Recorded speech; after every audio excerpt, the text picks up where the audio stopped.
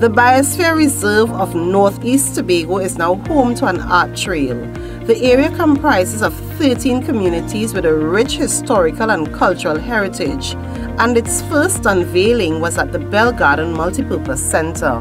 The art trail is really meant to communicate the depth of the natural resources that we have here in Tobago. It's also intended to communicate the depth of the cultural resources that we have. It was an exciting project. I'm glad that we actually got the opportunity to complete the project. This is an honor for my piece to start the trail, and I am proud. The art trail highlights the relationship between the environment and man through the Man and the Biosphere UNESCO program. I am from Delaford and I live just in front of the sea. So this is a frequent occurrence that I see every day.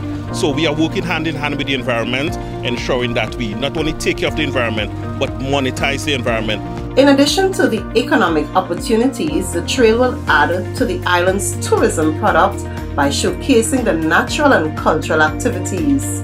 It is inspiring us artists to focus on our natural environment and to protect it and to preserve it.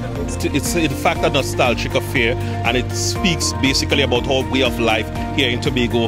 Dirt oven baking, dance with the cocoa. These are very emblematic, or I should say iconic images in our cultural heritage here in Tobago. So it's important for us to represent that to the world.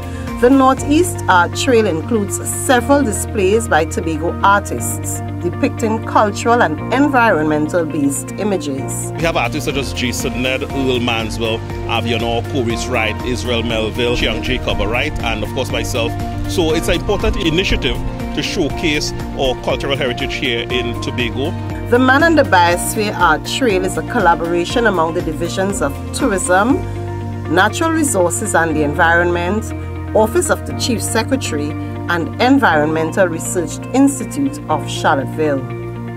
From the Division of Tourism, Culture, Antiquities and Transportation, I'm Juliet James.